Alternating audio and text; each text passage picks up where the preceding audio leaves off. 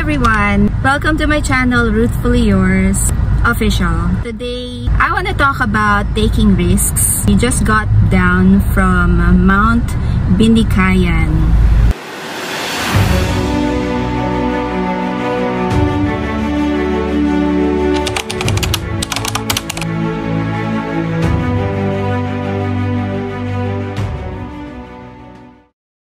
Here is to give you an idea of the view of the landscape, which you will see when we have a clear sky.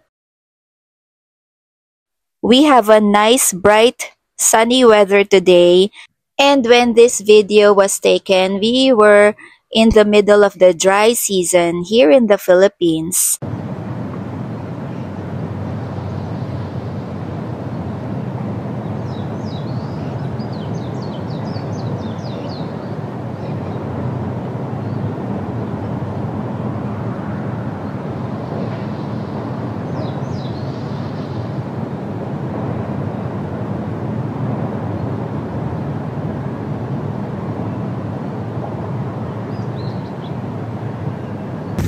This is the view of Mount Binikayan from Marikina River, around the perimeter of Wawa Dam.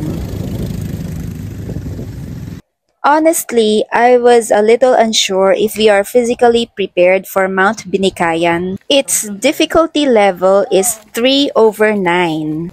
It's the second time we were going on a hike, and we are already in our 40s. That's our tour guide, Mel. Regalo lang sa akin yan. Mga bandang alas 6. Ang dami talaga, oh. Sapatos nga. Tumpok pa. Mga second hand. Mapayang kaya atin na to, no?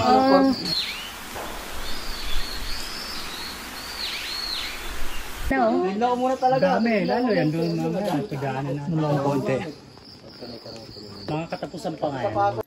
To begin going on mountain hikes in your 40s is definitely not the same when you were in your 20s. But there were two things that helped us say yes to the challenge. The first one was that we had a purpose. This hike at Mount Binikayan is one of our efforts to prepare for our mission trip to Chiang Mai.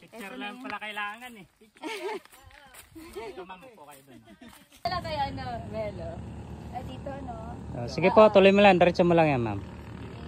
And aside from that, we want to live the full measure of our days so that we can serve the Lord and do His will within our lifespan.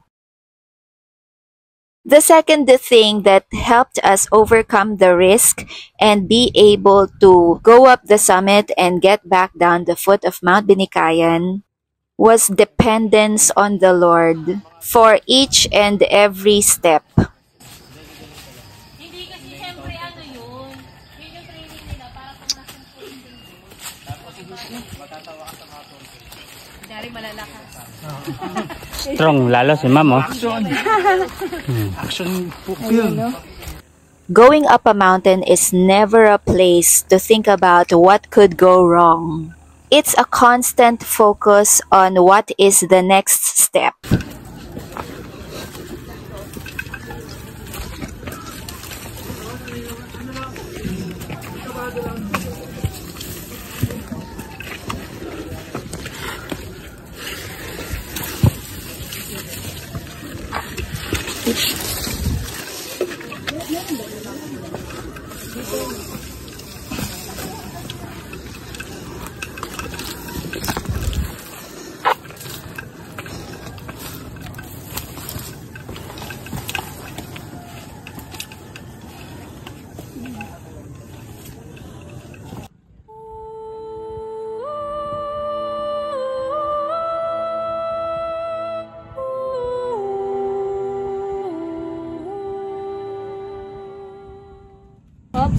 Hindi ka pwede laglag yan.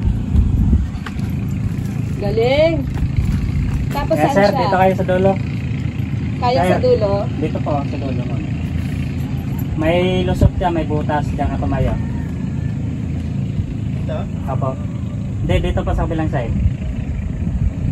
Halikot ako? Paharap dito po. Doon. Kaya pwede na, sige. Yan, kung saan ka komportable. Wait lang. Sige lang. Woo! Yes!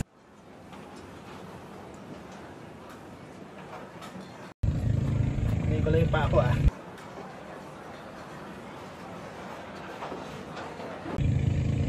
Dito ka sir, mag-side.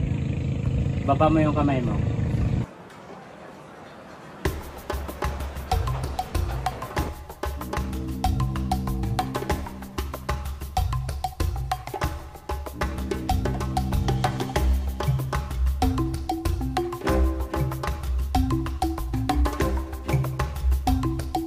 We've now reached the peak of Mount Binikayan. We're here!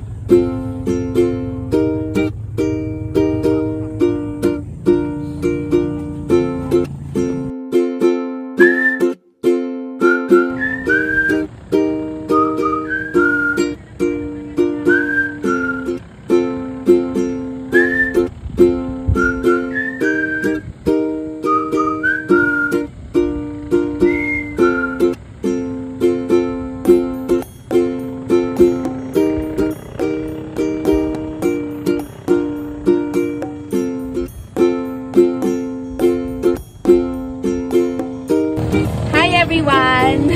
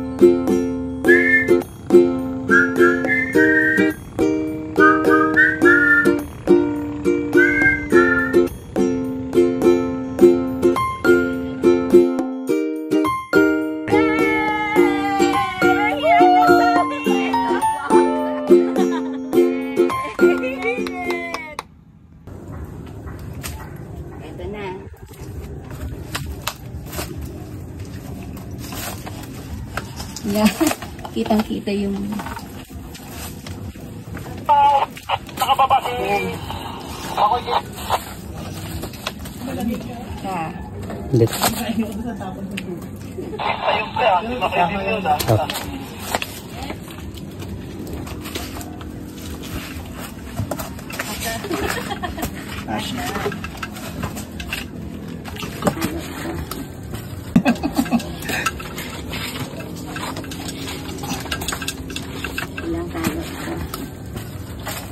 Yun, sukat na sukat. Prepared. Yay! Woo! Ilang talo ka? Yung tubig na hiniyo kay Bango. Pero sakit na.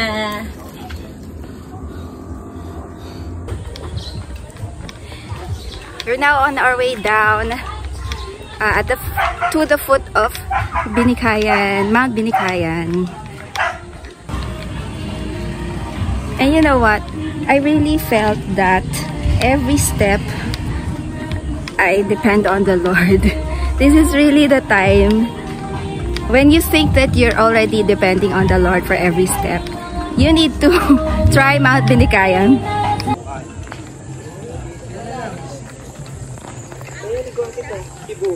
The best thing to do in times that you're taking risks is to really pray.